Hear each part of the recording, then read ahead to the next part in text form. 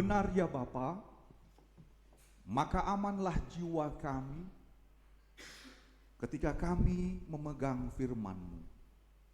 Sekalipun pencobaan menghimpit kami, tapi kami tahu tangan Tuhan yang memegang. Karena firman-Mu menuntun kami. Karena itu Bapa, kami pun rindu Engkau yang berbicara, menuntun kami jemaat-Mu lewat kebenaran yang akan kami dengarkan. Damai sejahtera Allah yang melampaui segala akal dan pikiran, itulah yang memelihara hatimu untuk percaya kepada kebenaran firman-Mu. Di dalam Kristus Yesus Tuhan kita. Amin. Shalom.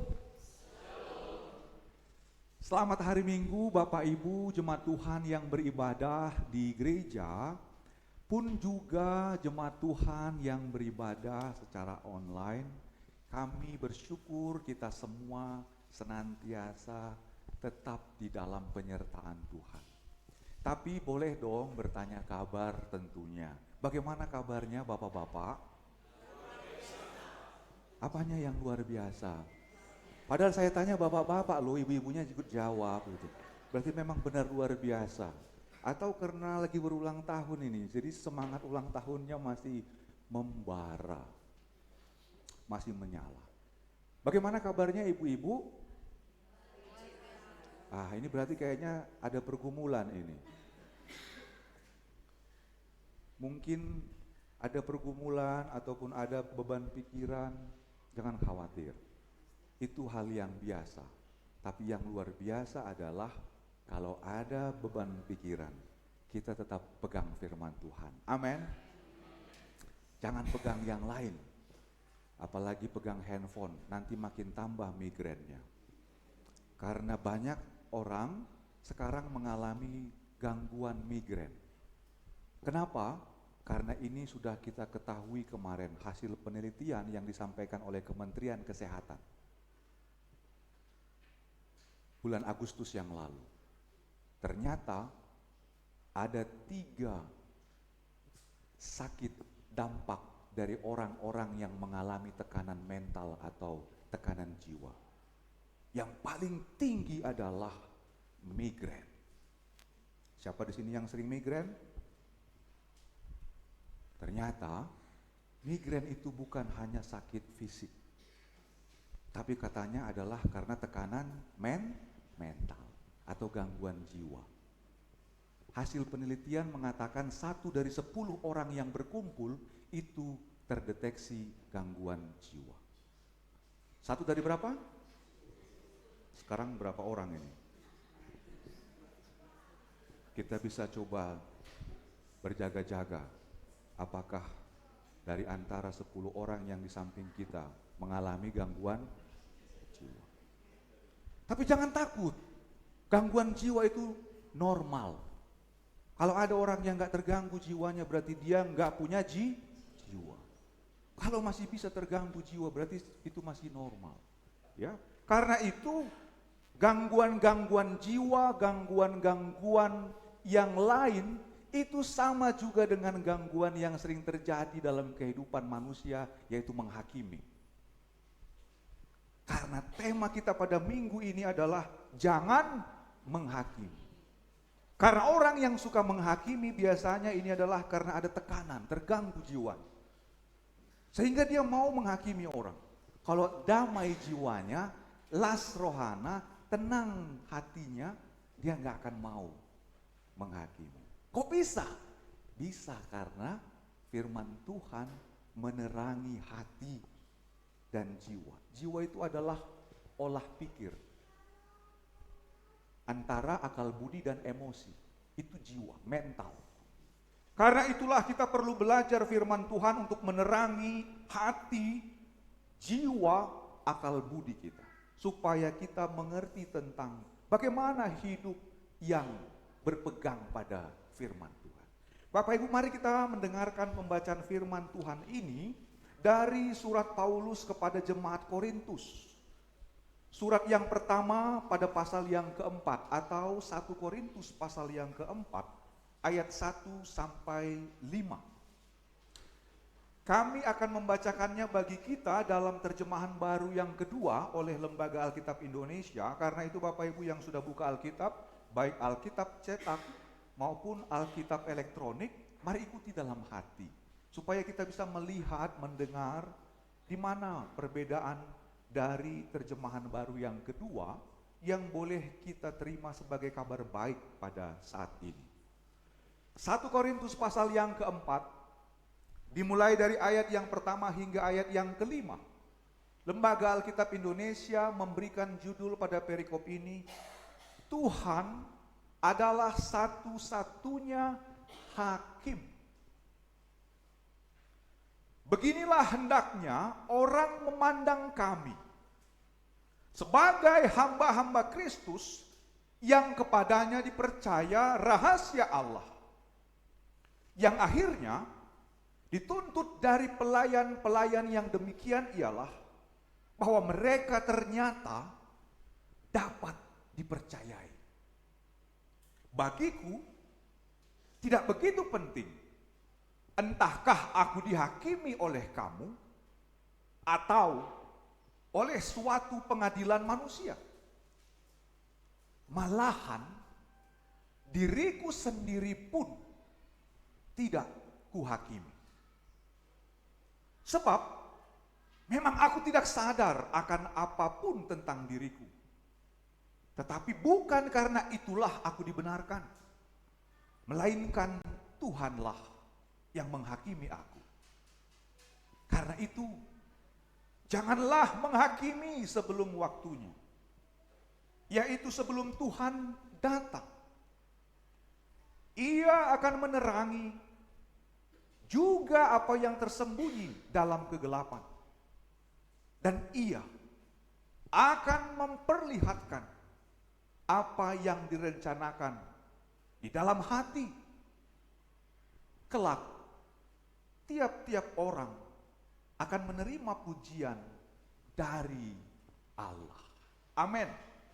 Sampai demikian pembacaan firman Tuhan. Ada yang berbeda Bapak Ibu?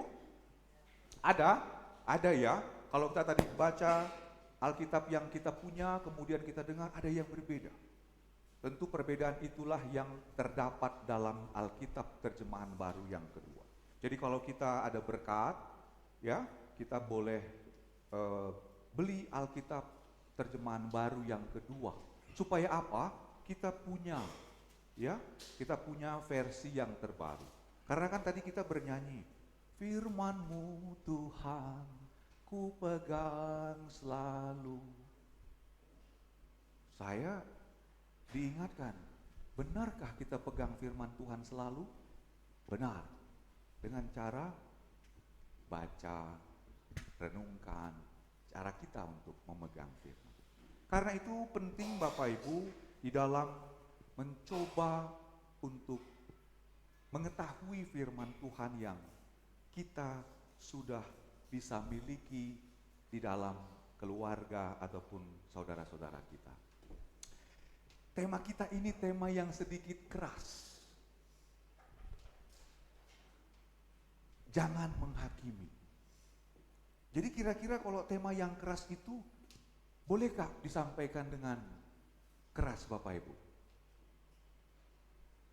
Kira-kira kalau temanya keras, jangan menghakimi. Boleh nggak disampaikan dengan pelan-pelan? Atau boleh nggak disampaikan dengan biasa-biasa aja? Ayo, kita pilih mana? Biasa-biasa atau yang seharusnya? Jawabannya A atau B? Wah, yang seharusnya. Berarti kalau yang seharusnya ini adalah firman Tuhan yang mau kita lihat kenapa Paulus menulis surat ini. Bapak Ibu, kenapa Paulus menulis surat ini? Karena ada persoalan di dalam jemaat. Jemaat apa? Jemaat Korintus. Persoalan jemaat itu terjadi apakah hanya karena muncul dari hati dan pikiran jemaat. Tidak. Ternyata dipengaruhi oleh lingkungan, kebudayaan, pola hidup yang berlaku di Korintus. Jadi ternyata pengaruh buruk dari lingkungan luar itu bisa mempengaruhi kehidupan jemaat. Pengaruh lingkungan luar itu bisa membuat jemaat ikut melakukan apa yang terjadi di luar. Apa itu? Jemaat Korintus jadi semena-mena melakukan penilaian atau penghakiman. Gampang sekali bagi mereka untuk mengukur, menilai, atau melakukan satu keputusan terhadap apa yang mereka lihat. Kenapa bisa begitu? Karena kebebasan pada waktu itu dipengaruhi oleh filsafat-filsafat yang mengajak semua orang untuk berani mengeluarkan ide dan pikirannya. Jadi pada waktu itu kebudayaan yang berlaku adalah orang harus berani mengutarakan ide dan pikirannya. Gak ada yang larang, karena ide itu tersimpan di dalam alam atau otak manusia untuk dikeluarkan sebagai kebebasan berpikir, berpendapat. Tapi persoalannya, kebebasan itu membuat banyak yang terluka. Terjadilah perselisihan, terjadilah pengelompokan karena perbedaan pendapat. Maka ada kelompok-kelompok di dalam jemaat Korintus disebut kelompok Apolos, kelompok Paulus, kelompok Petrus, kelompok Kristus. Kenapa?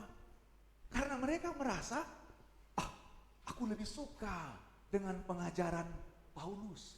Kenapa? Karena dia bapak rohani. Dia yang pertama memberitakan Injil kepada kita. Itu dikatakan oleh Paulus. Jadi mereka kenal Paulus sebagai bapak rohani yang menaburkan Injil bagi mereka. Maka mereka hormat. Tapi bagi kalangan anak muda, seperti kalangan milenial, gak suka dengan cara Paulus.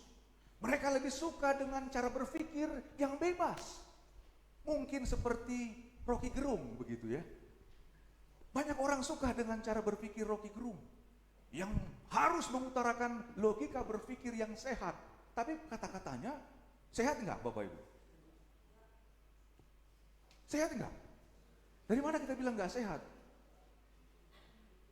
Dari istilah-istilah, dari kosakata-kosakata yang itu sebenarnya diberikan kepada hal-hal yang tidak benar. Tolol, bajingan, apalagi banyak hal. Dari mana kami bisa mengatakan itu tidak benar? Karena ketika diwawancarai diundanglah ahli tata bahasa, dosen bahasa dari kampus-kampus besar. Diundanglah dosen politik, diundanglah dosen hukum. Kemudian ditanya, kira-kira statement itu boleh nggak Bapak Ibu dosen? Semua dosennya bilang tidak boleh. Itu tidak, apalagi di ruang publik. Nggak boleh perkataan bajingan, tolol itu diungkapkan. Kenapa? Karena itu bisa menimbulkan kerusuhan, menimbulkan ketidaknyamanan. Artinya kebebasan berpikir, kebebasan berpendapat pun punya etika. Makanya diatur dalam undang-undang bagaimana kita menyampaikan ide, pikiran kita, jangan sampai menyinggung orang lain. Jangan sampai membuat orang lain terluka dengan perkataan kita.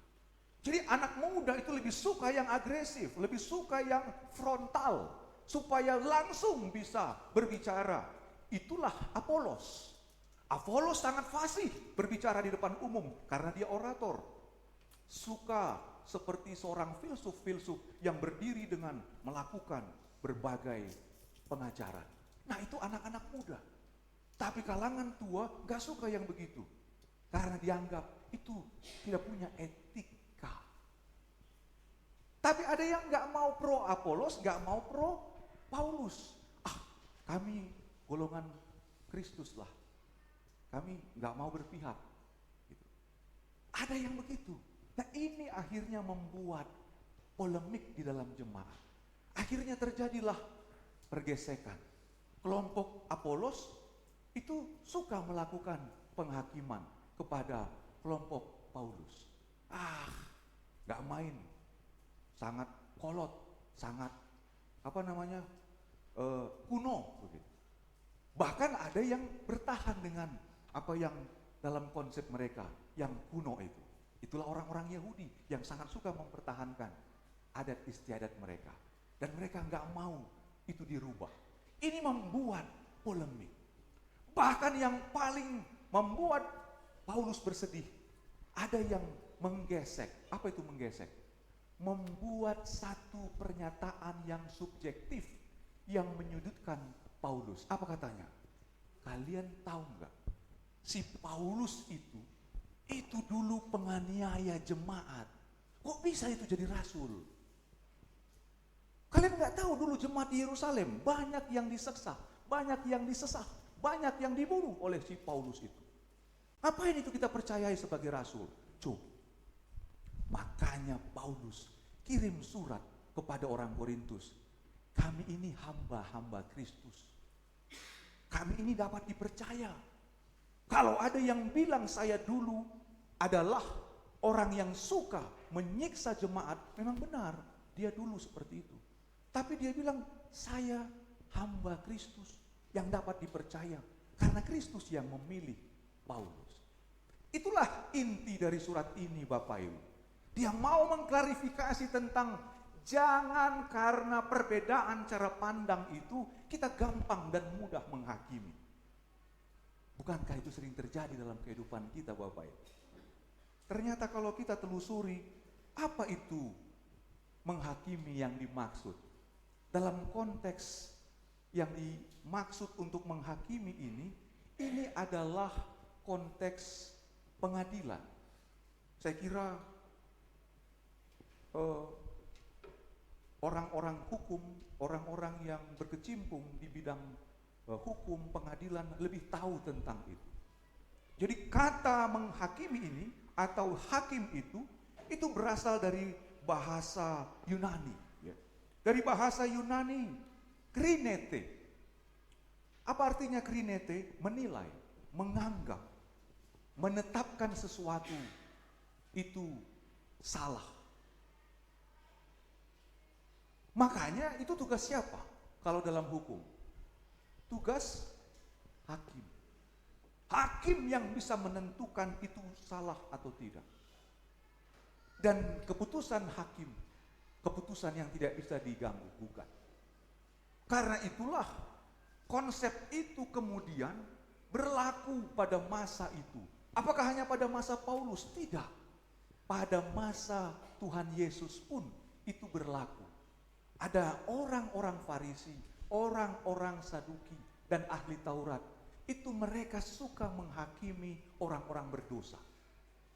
Makanya orang-orang berdosa di zaman Tuhan Yesus itu makin susah hidupnya. Gara-gara apa? Mereka sudah menerima sanksi sosial, sanksi lagi dari orang-orang saleh. Mereka nggak bisa berbuat apa-apa. Siapa yang peduli dengan orang berdosa? Yang sudah dihakimi secara sosial, dihakimi lagi oleh orang Farisi. Siapa yang peduli sama mereka? Tuhan Yesus. Makanya Tuhan Yesus pergi jumpai orang lumpuh, pergi jumpai orang-orang buta, tuli, bisu. Karena mereka dianggap orang berdosa yang harus menerima hukuman dari Allah. Bapak Ibu bayangkan, di zaman Tuhan Yesus itu sudah terjadi. Sampai di zaman Paulus. Tuhan Yesus tahun 30 Masehi, kemudian naik ke surga tahun 40, tahun 50, Paulus hidup di tahun 50, tahun 60. Berarti ada jelang 20 tahun setelah Tuhan Yesus naik. Masih berlaku juga cara yang demikian. Apakah itu hanya di zaman Paulus? Tidak. Sampai sekarang pun di dalam gereja, di dalam kehidupan orang Kristen, masih ada juga penghakiman yang demikian. Betul tidak? Betul. Karena itu firman Tuhan ini bukan hanya di zaman Paulus. Firman Tuhan itu selalu berlaku sepanjang zaman. Karena itulah kita percaya firman Tuhan tidak berubah. Dahulu, sekarang, sampai selama-lamanya. Maka firman Tuhan ini mau mengingatkan kita Bapak Ibu, orang Kristen tidak boleh menghakimi karena itu tugas hakim. Yang digambarkan oleh Paulus itu nanti akan dilakukan Tuhan Yesus sebagai hakim agung yang akan menghakimi. Maka kita nggak pantas menghakimi, kata Paulus. Aku pun nggak berani menghakimi diriku. Karena banyak juga ada orang bersalah, berdosa, dia langsung bilang, aduh aku ini bodoh, aku ini berdosa, aku ini nggak pantas, aku ini nggak bisa, nggak ada gunanya lagi aku hidup. Itu bentuk orang menghakimi dirinya sendiri. Jangan.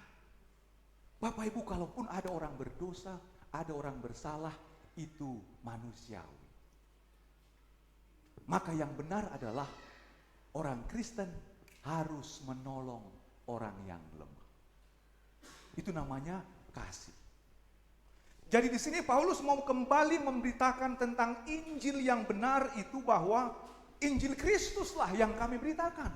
Dia bilang itu pada ayat yang kedua. Apa itu? Dikatakan, yang akhirnya dituntut dari pelayan-pelayan yang demikian ialah bahwa mereka ternyata dapat dipercayai untuk memberitakan Injil Kristus.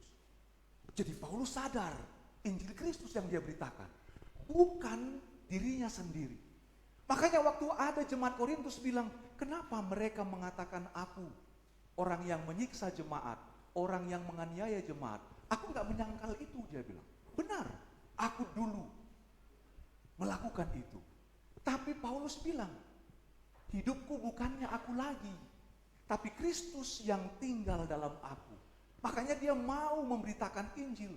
Sekalipun dia disiksa, dia niaya, dia bilang, itu semua harus kutanggung di dalam dia. Itulah bukti Paulus itu benar-benar dapat dipercaya sebagai pemberita Injil. Dia dapat dipercaya dari hidupnya yang disiksa, dia tidak mau menghakimi orang yang menyiksa dia. Karena dia sudah diubah oleh Kristus. Kenapa Paulus gak mau balas? Karena dia ingat Kristus. Dicambuk, ditampar, diludahi. Tuhan Yesus gak balas. Bahkan di kayu salib dia bilang, Bapa, ampunilah mereka. Wow, itu yang mengubah Paulus. Makanya Paulus gak berani menghakimi orang-orang yang menganiaya dia. Bahkan Paulus bilang kepada Timotius, Paulus bilang kepada Titus, Paulus bilang kepada jemaat-jemaat Korintus, Roma, Kolose, dan semua yang dia kirimi surat. Kalau engkau dianiaya, anggaplah itu satu keuntungan karena mengikut Kristus. Berarti Bapak Ibu, ada satu hal yang dapat kita lihat dari Paulus. Apa itu? Berbagai pencobaan, berbagai pergumulan, berbagai tekanan yang datang dari luar menekan dirinya, dia tidak menjadi serupa dengan apa yang terjadi. Ketika dia dihakimi, dia nggak membalas menghakimi. Ketika dia disiksa, dia niaya, dia nggak membalas perbuatan itu. Inilah konteks Paulus. Sama nggak dengan konteks Yusuf dalam epistel Kejadian tadi? Sama. Yusuf disiksa abangnya, dipersekusi oleh abang-abangnya. Bahkan dia dijual oleh abangnya. Kalau seseorang sudah dijual, itu gak ada lagi harga dirinya. Karena dia sudah dibeli. Dia budak. Padahal dia punya bapak, dia punya orang tua, dia punya abang. Tapi ketika dijual, gak ada hak lagi dalam dirinya. Dia harus menjadi hamba yang membeli. Hukum budak zaman dulu itu sangat keras. Makanya kenapa hukum perbudakan dihapuskan? Supaya jangan lagi ada perbudakan di tengah-tengah dunia ini. Coba bayangkan Yusuf diperbudak, haknya sebagai manusia itu hilang karena dia menjadi budak Potifar. Tapi Tuhan mengubah berbagai pencobaan, berbagai persekusi, berbagai penderitaan yang dialami oleh anak-anaknya menjadi satu keberhasilan. Inilah hal yang membuat kita bersyukur. Jadi kalaupun ada orang mau menghakimi saya, ada orang yang mau berbuat nggak baik sama saya, ada orang yang mau mencoba merancang sesuatu hal dalam penghakimannya kepada saya, kita jangan balas. Karena kalau kita balas, kita nggak menerima nanti bagian yang dari Tuhan untuk mengembalikan apa yang Tuhan sediakan bagi kita. Karena itulah nyanyian tadi membuat saya sadar, benar ya Tuhan, saat duka, saat senang, pencobaan menghimpit aku. Apakah kita menjadi lemah? Ternyata tidak, karena ternyata tangan Tuhan memegang. Bapak Ibu, ini yang membuat kita bersyukur. Berarti rohani kita sehat, jiwa kita sehat. Karena ada banyak orang ketika tekanan dari luar itu datang, jiwanya terganggu. Makanya akhirnya mentalnya sakit. Akhirnya apa? Menyerang fisik. Tanpa kita sadari. Pergi berobat. Ternyata dokter bilang, Bu, kayaknya ibu gak ada masalah deh. Pak, bapak gak ada masalah deh. Semua normal. Tapi kenapa bapak sakit? Kira-kira apanya yang sakit? Apanya? Kok tahu jiwanya? Bisa rohaninya, karena imannya jadi lemah. Rohani kan iman. Akhirnya karena iman lemah, jiwanya jadi ikut mandele. Makanya penting juga menjaga iman, hati, jiwa, akal budi. Karena itulah kenapa firman Tuhan mengingatkan kita, kasihilah Tuhan Allahmu dengan segenap hati, jiwa, akal budi, dan kekuatan. Jadi bisakah kita lemah, kekuatan kita hilang? Bisa, karena kita manusia. Bisakah jiwa kita terganggu? Bisa, karena kita punya jiwa. Bisakah hati kita juga terganggu atau iman kita? Bisa. Makanya bagaimana caranya supaya hati atau iman, jiwa, akal budi, dan kekuatan itu tetap sehat? Harus pegang firman. Firman Tuhan itu berkuasa. Firman Tuhan itu sanggup mengubah apa yang tidak mungkin menjadi mungkin. Karena itu Paulus mau sampaikan ini kepada orang-orang Korintus, sekalipun dia dikata-katakan oleh orang Korintus sebagai rasul yang gak jelas, sebagai rasul yang gak pantas karena dia dulu pengkhianat untuk menghakimi orang-orang Kristen di Yerusalem.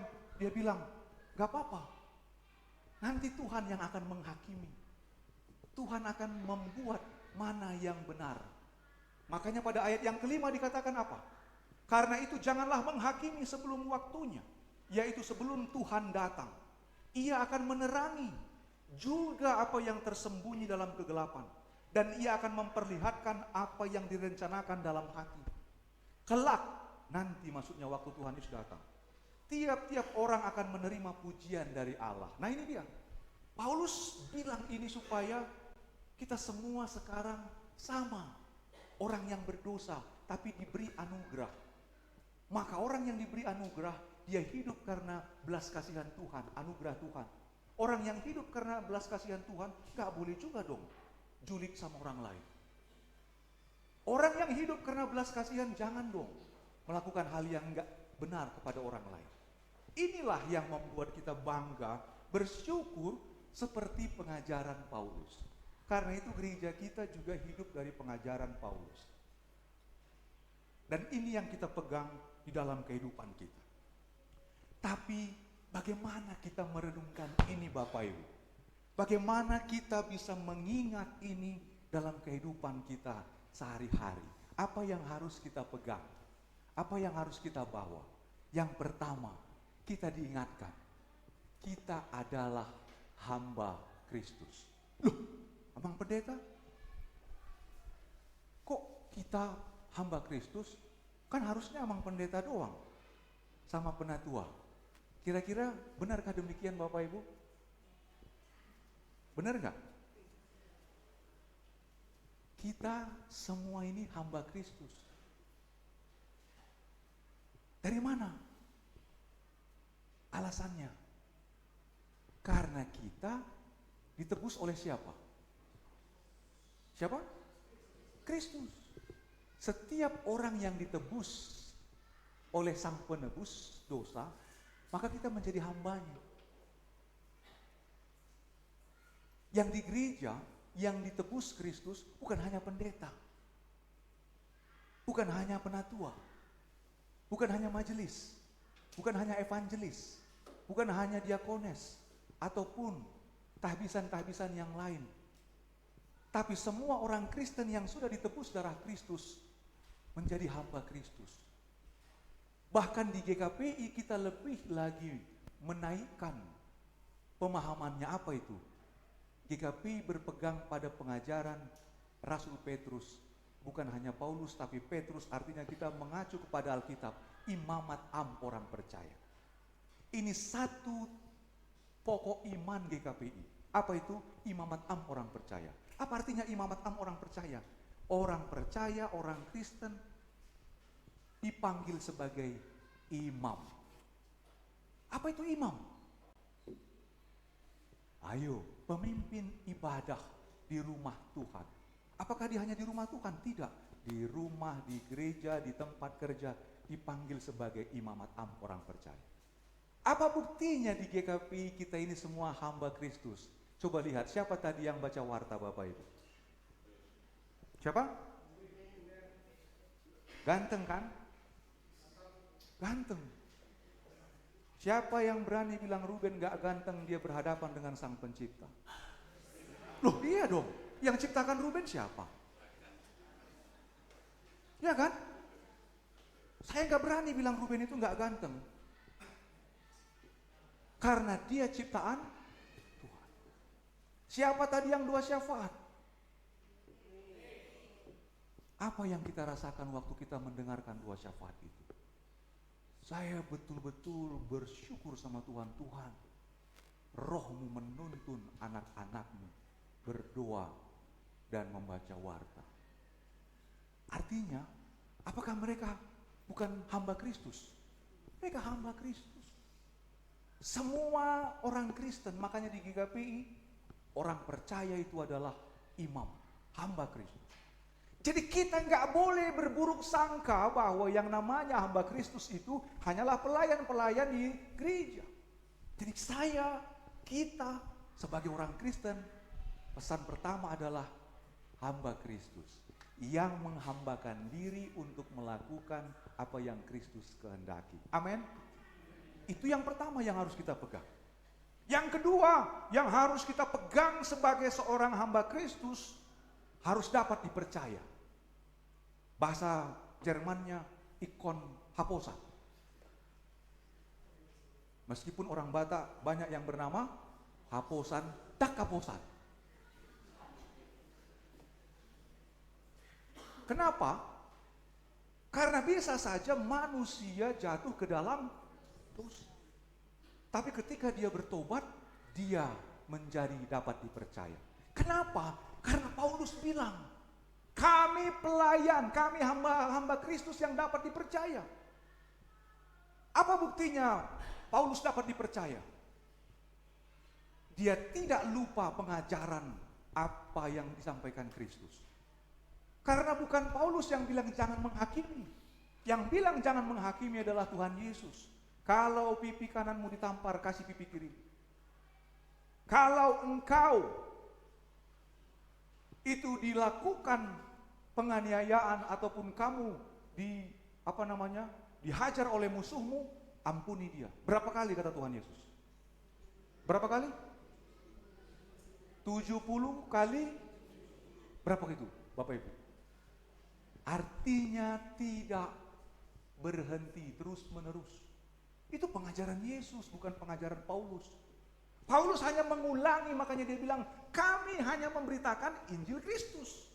Dan itu dibuktikan oleh Paulus ketika dia dipukul, ditangkap, dia niaya, dia nggak melawan. Dipenjara bahkan dia, karena diadukan oleh orang-orang Yahudi yang ada di Roma. Ditangkap, dia nggak melawan.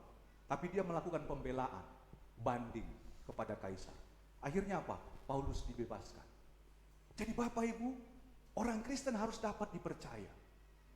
Jangan sampai orang Kristen itu malah dipertanyakan.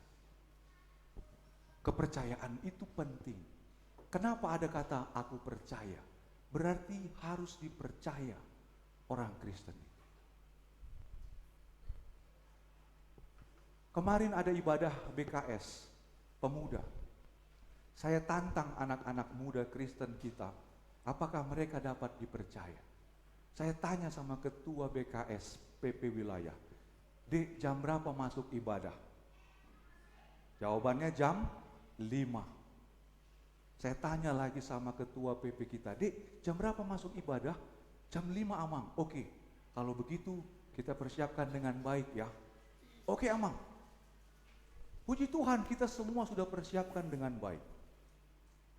Tapi ternyata Bapak Ibu, saya menunggu sampai jam 5:15 belum dimulai. Boleh nggak saya menghakimi? Boleh. Nggak boleh. Karena saya sadar saya nggak boleh menghakimi. Kalaupun ada yang salah. Lantas saya tanya sama pengurus, jam berapa kita mulai? Kita tunggulah Amang. Kenapa kita tunggu? Karena belum banyak yang datang. Sudah berapa yang datang? Baru 1 jemaat. Ternyata ada 1 jemaat yang sudah datang jam 5.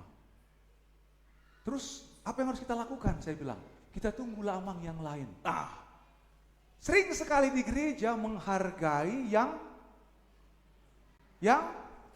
yang terlambat, tapi nggak menghargai yang benar. Gak Bapak Ibu? Kok ngangguk-ngangguk? Berarti benar ya?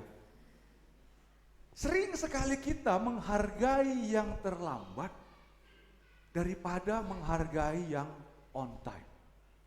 Terus saya bilang sama mereka, adik-adikku, apakah kalian ada yang bekerja? Ternyata banyak yang bekerja.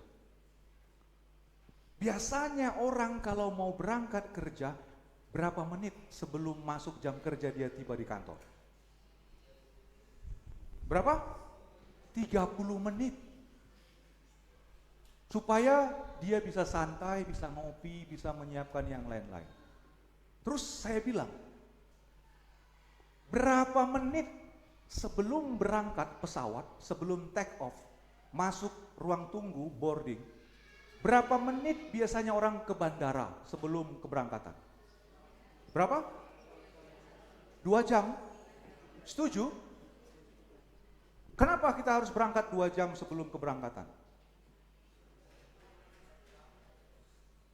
Kenapa? Supaya jangan telat. Kalau telat apa akibatnya?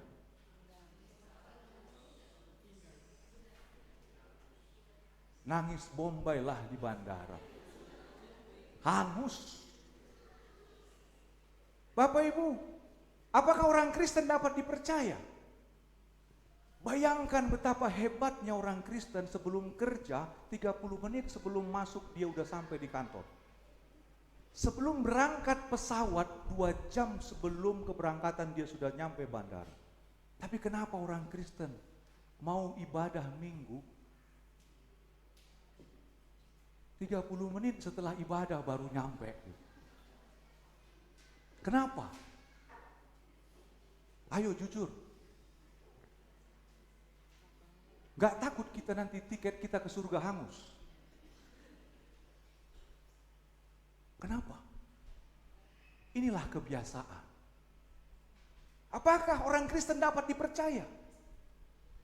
Dapat, kalau kita melakukan kebiasaan yang benar.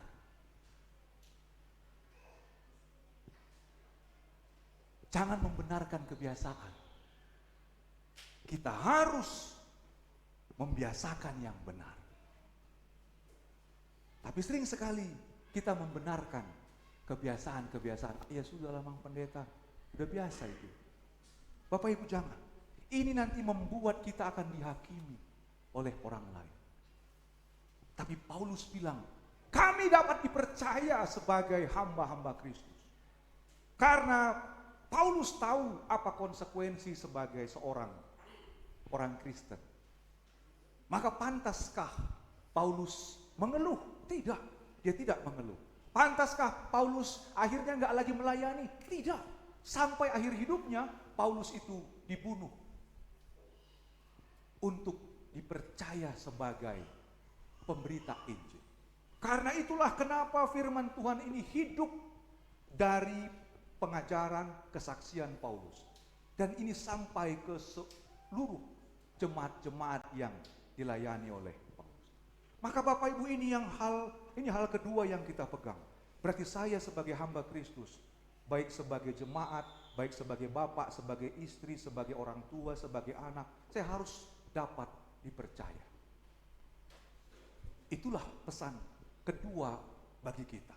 Hal yang ketiga yang mau kita renungkan dalam pengajaran firman Tuhan ini adalah, berarti nggak bolehkah kita menghakimi amang pendeta? Nggak boleh. Terus kalau ada yang salah, kalau ada yang kurang, apa yang harus dilakukan oleh jemaat Korintus? Paulus bilang, kalau ada yang salah, tegurlah. Kalau yang salah itu bapak-bapak, orang tua, tegurlah sebagai bapak. Kalau yang salah itu perempuan, tegurlah sebagai ibu. Kalau yang salah itu anak-anak, tegurlah dia sebagai anak. Artinya harus pada porsi yang tepat untuk menegur. Karena teguran itu berbeda dengan penghakiman. Menghakimi itu sudah jelas tanpa ada dasar, kemudian dihakimi. Diputuskan. Kalau menegur tidak. Karena kalau ada saudaramu yang berbuat dosa, tegurlah dia 4 mata. Itu Tuhan Yesus sampaikan. Kenapa harus 4 mata? Supaya cross check. Benarkah kamu kemarin sakit? Tanya. Jangan, katanya. Kan kadang-kadang orang Batak begitu kan? Katanya gitu. Nina. Suka sekali begitu orang Batak. Akhirnya nina tunin, nina tunina. Jangan begitu. Orang Batak harus berani bertanya langsung. Kenapa harus berani bertanya langsung? Memastikan apa yang mau kita sampaikan itu adalah data, fakta, atau yang sebenarnya. Jangan sampai kita ikut menghakimi, menilai tanpa kejelasan. Gak boleh ya Bapak Ibu. Ini penting sekali untuk kita mengerti. Karena di gereja juga sering sekali efek-efek yang demikian ini terjadi. Efek sosial media, efek gampang-gampang kita melakukan update status. Karena sering sekali begitu. Dia mau menegur temannya, tapi bukan temannya yang ditegur. Dia update status. Kira-kira kalau kita update status, tahu nggak teman kita? Kadang-kadang ini salah. Jadi kita diingatkan bagaimana cara menegur. Yang pertama, tegur dalam kasih. Dan beritahu kalau memang itu salah, kasih tahu 4 mata, objektif, bukan subjektif. Makanya disuruh Tuhan Yesus, kalau kamu tahu saudaramu bersalah, tegur dia 4 mata. Artinya kau ketemu sama dia, bicarakan. Terus bagaimana cara menegur yang benar sesuai firman Tuhan? Tuhan Yesus bilang, jangan kau menegur orang lain seperti kau melihat selumbar atau serpihan kayu di mata saudaramu. Tapi balok di matamu sendiri tidak kamu. Jangan begitu. Makanya Paulus mau bilang, kalau kalian bertanya tentang apakah kami hamba Kristus, kami dapat dipercaya. Paulus berani buktikan itu. Tapi yang menuduh itu nggak berani berjumpa dengan Paulus. Makanya Paulus utus Timotius. Aku akan utus Timotius untuk membuktikan. Nah sekarang kita dikaitkan. Gak boleh berarti kita menghakimi. Kalau ada yang salah, ada yang kurang, itu harus disampaikan dengan kasih. Dengan objektif. Tapi harus ada introspeksi dulu. Aku kira-kira udah benar belum ya? Jangan nanti aku seringkali menyalahkan temanku, tapi ternyata aku pun melakukan hal yang sama. Bapak Ibu, ini sering sekali terjadi pada anak-anak muda. Anak muda itu menasihati adiknya, "Dek, kau ini gimana? Udah marah bapak sama mama. Jangan kau pulang-pulang malam. Nanti kalau sakit bapak sama mama gimana? Ya, jangan pulang-pulang malam kau ya." "Iya bang," kata adiknya. Rupanya abangnya ini pulang pagi.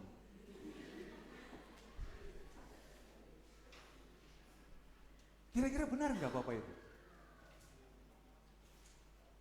Jangan malam-malam. Nanti kalau kau tidur malam-malam, kau sakit. Oh ya sudah Mang, supaya nggak sakit aku tidur malam, aku tidur pagi aja lah gitu. Ya namanya begadang juga itu kan. Jadi kadang-kadang kita mau memberikan sesuatu hal sebagai evaluasi, itu nggak tepat, nggak dapat dipercaya, karena kita sendiri kadang-kadang melakukan hal yang salah. Karena itulah Paulus mau mengingatkan orang Korintus, jangan menghakimi. Kalau ada yang salah, ada yang kurang, tegurlah. Sebagai bapak, sebagai ibu, sebagai saudara. Sebagai saudara. Kasih yang dikedepankan, bukan hukuman. Karena sering sekali orang menghakimi karena mau balas dendam. Karena kepuasan. Dia puas kalau ada orang sudah mendapatkan hukuman. Bapak Ibu, kalau kita berbuat demikian dan Tuhan melakukan hal yang sama, siapa berbuat salah dihukum semua, kita ikut kena hukum. Kita ini pun orang berdosa. Tidak ada yang benar, seorang pun tidak.